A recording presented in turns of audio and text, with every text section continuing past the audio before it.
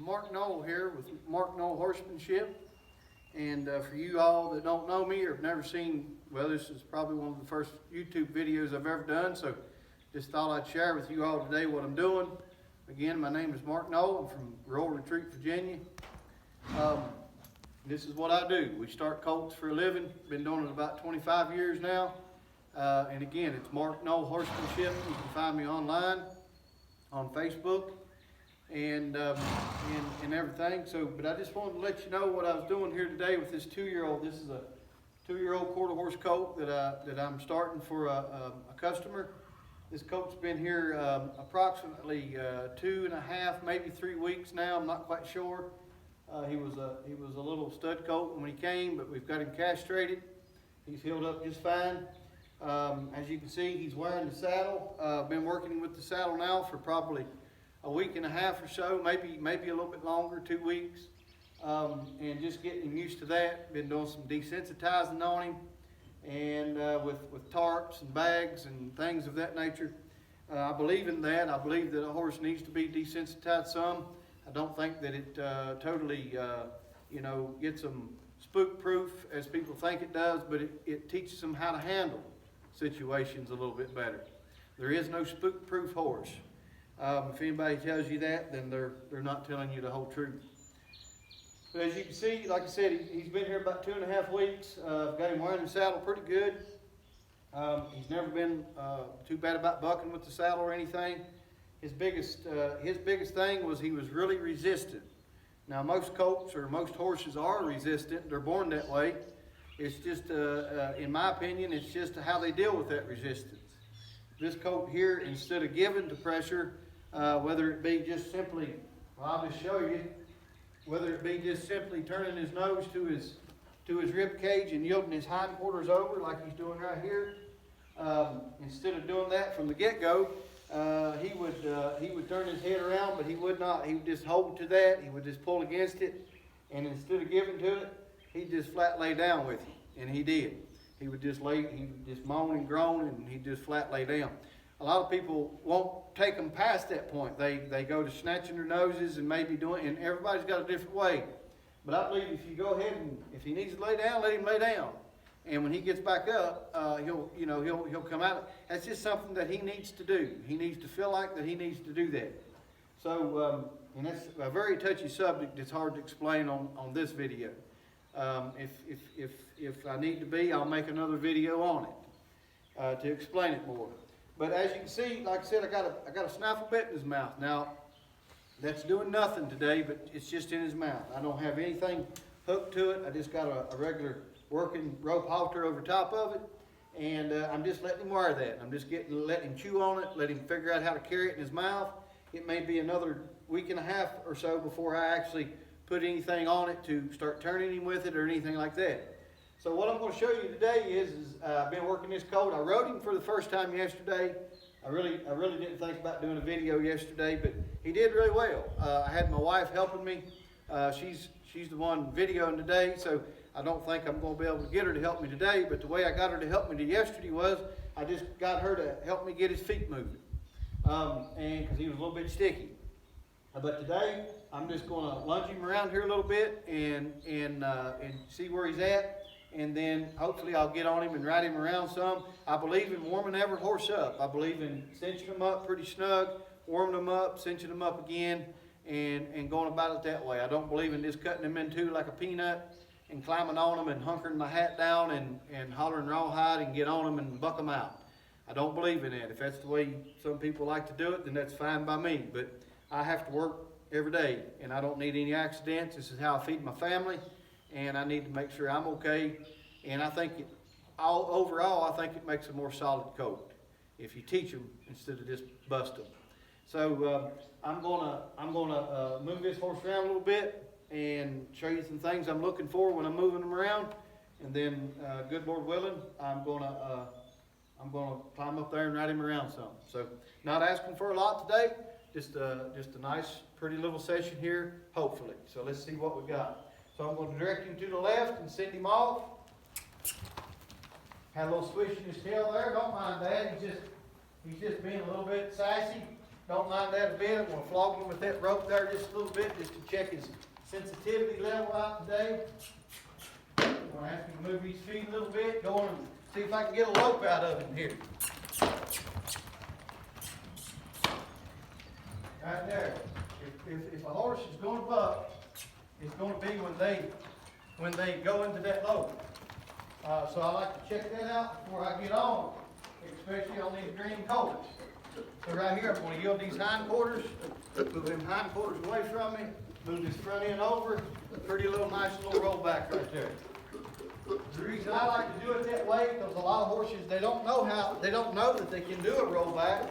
So one day, I don't know what this horse's future is going to be, but one day, if he needs to do a rollback, he'll know that he can.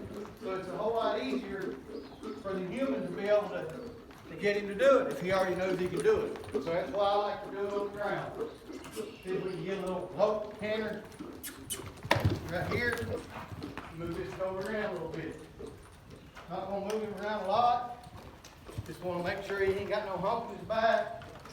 Make sure his temperature is good, so to speak, today.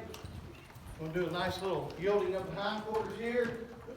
Move this shoulder over this way. Move him this way. Try to get that really smooth. I try to get that working really smooth. What I see a lot of times is these colts are bucking people off.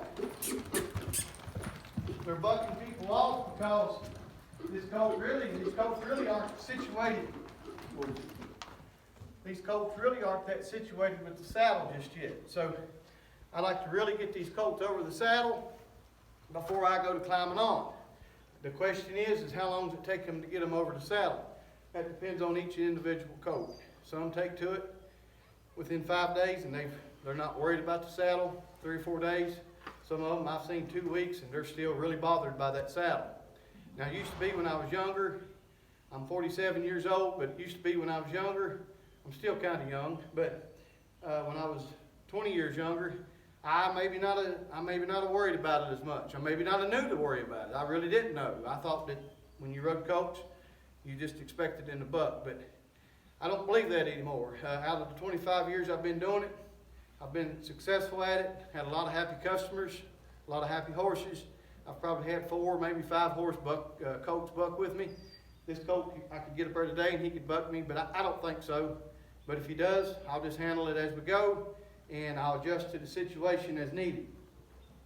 And one thing about it, if it is an embarrassment, I don't always have to submit this video. But anyway, we're just going to see what happens here. So I just want to check him out. I want to check the saddle. If I needed to, I don't think I do today, but if I needed to, I would have moved him around more. But I think he's pretty settled. He's not got a hump in his back. He looks pretty relaxed. I've seen some 10-year-old quote-unquote trained horses that look a little bit more disturbed than him. Again, yesterday when I rode him, I didn't ride him but maybe hardly 5 or 10 minutes. I just got a little forward motion, both directions, and that was it. So let's just see where we're at today. I'm going to get up here first and check him out here, watch his ears, watch his eyes, make sure he's all right. I'm not just going to jump up here and pull my hat down and holler rawhide. Again, I got to do this for a living, and I got to think about the colt.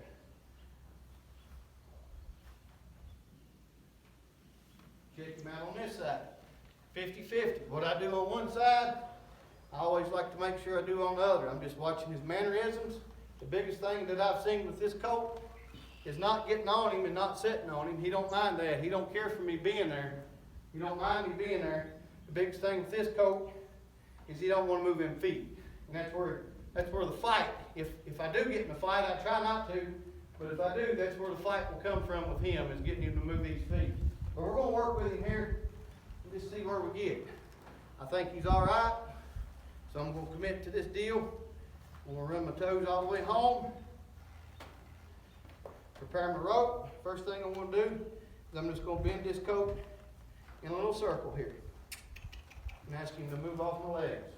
Now he's got a hump in his back, but I'm not too worried about it, because I'm just going to talk him through it here. I'm not here to bust him. I'm not here to show him who's boss, but I am here to show him who's leader.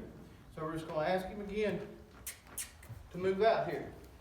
You notice I do prepare myself and hold on to my night lights just in case. Now he's wanting to move out on his own. That's fine with me. I'm going to reward that. I'm going to stay busy. I'm going to stay busy right here. I'm just going to keep moving. Don't get too settled on these colts. Keep it moving. Don't sit up here and wait on them to do something. Get them moving. Now I'm just going to ask you to move right here. Right there. That's good. That's good. He's got something tickling his ears. We'll let him get over that. But I'm glad he's more worried about the ears, his ears, than he is me. So now I'm just going to loosen up and ride this colt. You notice I just got one rein on him? That's the way I start all my colts. Is just with one rope, going one way or the other. So I'm just going to ride this colt around, watching his ears again. If he has a moment, hopefully it'll go well. But I think this colt's going to be all right. I really do. Right there. Good. I'm going to reward him right there. Why would I stop and reward him? Because I felt the initiative that he wanted to go on. It wasn't out of fear. It wasn't out of anxiety. He was getting comfortable in me being there, and he acted like he wanted to go on. Now, if forward motion is what I'm wanting, then I'm going to reward him for that forward motion. So I stopped him right there and let him know, good boy, that's exactly what I wanted you to do. Now I'm going to try to get him moving again here. Now I'm just going to sit up here and I'm going to ride this colt. I'm going to let him pack me around.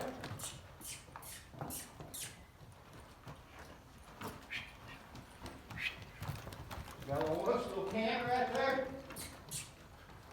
Let's see if I can't get a little canter right here. Pretty nice. Hard work riding these colts.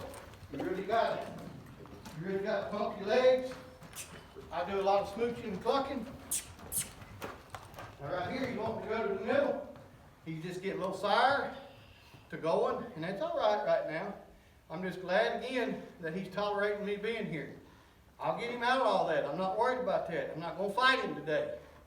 He's already doing more than what by nature they're supposed to let us do, and that's right. So anything that gets on these colts or a horse's back, nature tells them to get it off. So I'm already pretty pleased that he's even letting me up here.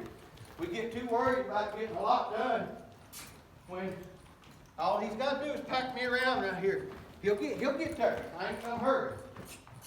For the second ride, and the first one being yesterday, about this time actually, I think he's doing all right. We'll sit up here, we'll make all kinds of little gestures here. We'll kick him a little, see how much he can tolerate there, and get him moving. See if I can maybe get a little bit more out of him right here. If I can't today, I'm not too worried about it. He will them all.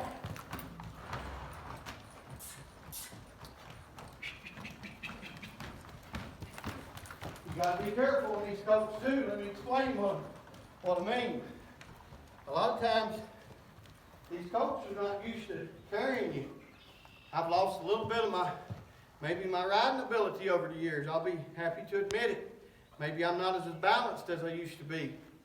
And been doing this a long time. And so with saying all that, what I'm saying is a lot of times these colts are not comfortable with riding you. With you being here, with you riding them. And you get them cantering around here too quick, too fast. Their balance is not good. You may be throwing them off a little bit, you know. I'll be happy to admit that I may be. And next thing you know, the feet goes out from under them. You break your leg, the horse breaks his leg. Something like that could take place. So I'm not really worried about cantering. He did a little canter there. I don't know. I believe anybody could see that this little colt's going to be all right. The biggest opposition you're going to get out of him is moving those feet. And we'll work on it gradually. He's going to be here, I hope, long enough to get him through this. In my line of work, you never know. Some customers will keep leaving them with you for 3 or 4 months at a time. And some, they want me to do 30-day wonders and send them home. I don't do that. I don't operate that way. Colts take time and everything. I won a colt starting competition here year before last, And a lot of people ask me after that, if you can do that in 4 hours for the competition, why can't you do that at your barn? Well, I'll answer that question like this. The reason that you can't is because it's really not good for the horse. You blow so much by them in those competitions, they're like, huh, what just happened? They really just don't understand what just happened. And those horses are not broke. Those colts are not broke. And I don't advise doing it. And it's a lot of work. And just because I got it done in that session, don't mean they're going to be okay tomorrow. So like I say, I hope you enjoyed this. I could go into a whole big bunch of details on colt starting. I'm really picky on my colt starting. And I produce, I'd like to think I do, good, solid-minded colts. So, I hope you enjoyed it. Push the like button and send me comments and let me know what you think. Again, my name is Mark Noel, and I'm here at Mark Noel Horsemanship in Rural Retreat, Virginia. Look me up, give me a call, answer any question you like. God bless you.